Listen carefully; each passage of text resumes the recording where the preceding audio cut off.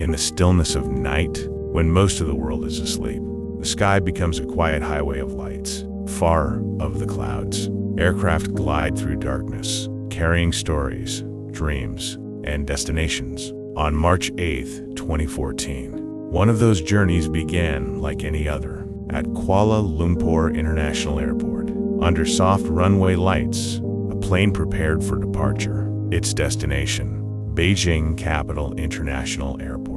Passengers boarded calmly, some tired, some excited, others simply waiting to arrive. No one knew this journey would never reach its end.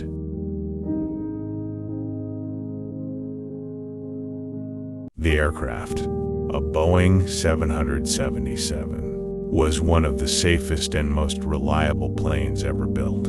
Inside, 239 people settled into their seats. Families, travelers, professionals, each carrying a quiet purpose. In the cockpit, Captain Zahari Ahmad Shah prepared for takeoff. He was experienced, calm, and familiar with the skies. At Shardan Sashifin AM, the engines roared gently to life, and MH370 lifted into the night. The city lights of Kuala Lumpur slowly faded below, replaced by darkness and stars. Everything was as it should be.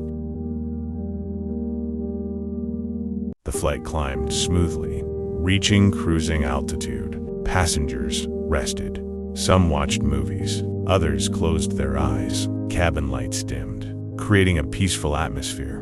Meanwhile, in the cockpit, communication with air traffic control continued normally. The aircraft approached the boundary between Malaysian and Vietnamese airspace. At Eden Shujofen AM, a final message was transmitted.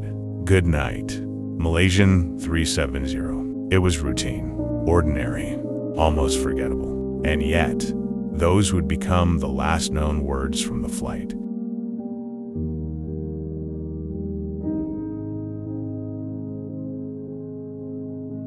Moments later,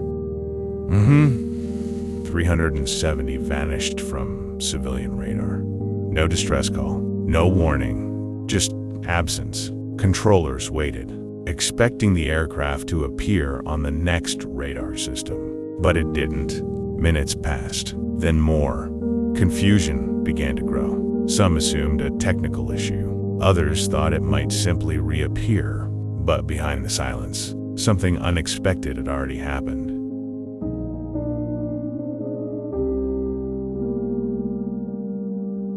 Military radar would later reveal a quiet but crucial detail. After disappearing, the aircraft had turned. Instead of continuing toward China, MH370 reversed course, flying back across Malaysia. It passed silently over the Malay Peninsula, moving toward the vast openness of the Indian Ocean. No communication, no explanation, only a deliberate, silent path into darkness. Even after radar contact was lost, the aircraft continued to send faint signals, not messages, but automated handshakes with a satellite.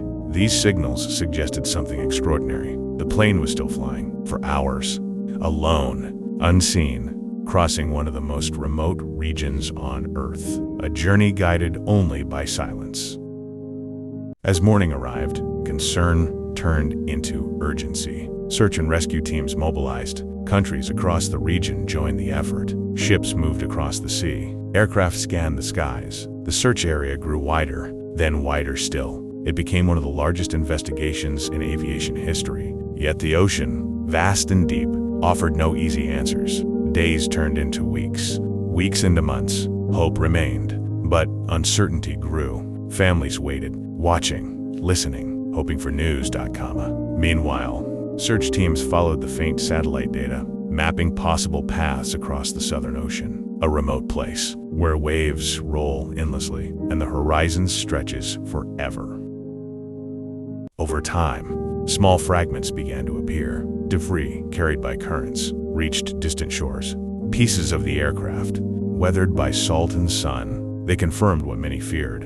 MH370 had ended, far from land, in the depths of the ocean. Yet even with these discoveries, the full story remained incomplete. In the absence of answers, theories emerged. Some spoke of human decisions, others of sudden emergencies, mechanical failure, loss of cabin pressure, or something still unknown. Each possibility explored carefully, yet none could fully explain the journey. The silence remained unbroken.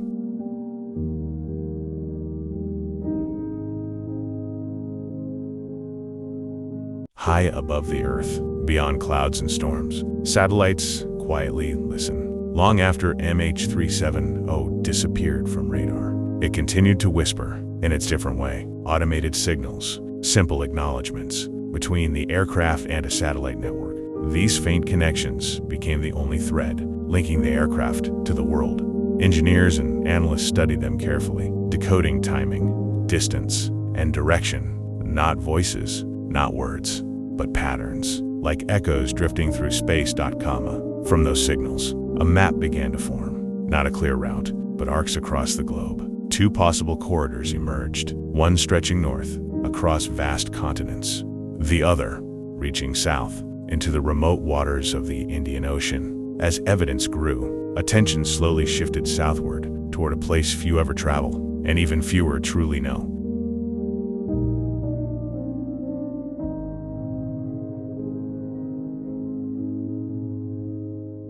The southern reaches of the Indian Ocean are among the most isolated places on Earth. Cold winds move endlessly. Waves rise and fall without interruption. Here, the horizon feels infinite. It was in this vast emptiness that search teams focused their efforts. A place where silence is not unusual, but expected. The search moved beneath the surface. Advanced underwater vehicles drifted slowly across the ocean floor, scanning, listening, mapping landscapes never seen before. Mountains, valleys, hidden beneath miles of water. Each scan a quiet hope for something recognizable. But the ocean is patient, and it does not easily reveal its secrets. As the months passed, the urgency softened into endurance. Search crews continued their work, day after day, night after night. Routine replaced urgency, careful patterns, repeated endlessly. And in that repetition, a strange calm emerged, a rhythm set by the ocean itself. Far from the search zones, families waited, in homes, in quiet rooms, in moments filled with uncertainty. Time felt different for them, slower, heavier, marked by hope and unanswered questions. They listened for updates, watched for news, holding on to the possibility that clarity would come. The ocean is always moving, even when it appears still. Currents carry objects across vast distances. Debris, once part of something whole, began to travel from the southern ocean toward distant shores, guided not by intention, but by the steady pull of water. A quiet journey across thousands of kilometers. On remote beaches, far from the flight's origin, small pieces appeared, weathered, worn, but still carrying meaning. These fragments confirmed what had long been suspected, that MH370 had reached the ocean, and that part of its story had finally surfaced.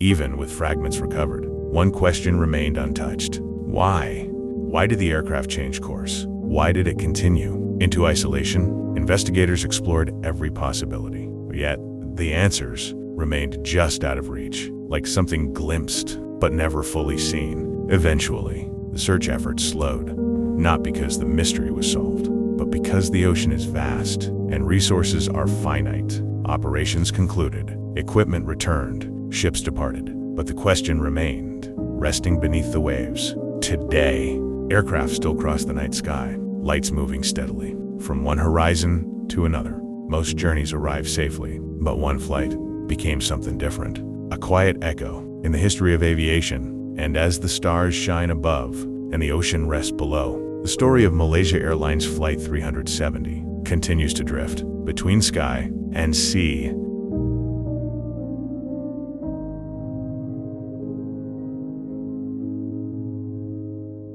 In the stillness of night, when most of the world is asleep, the sky becomes a quiet highway of lights.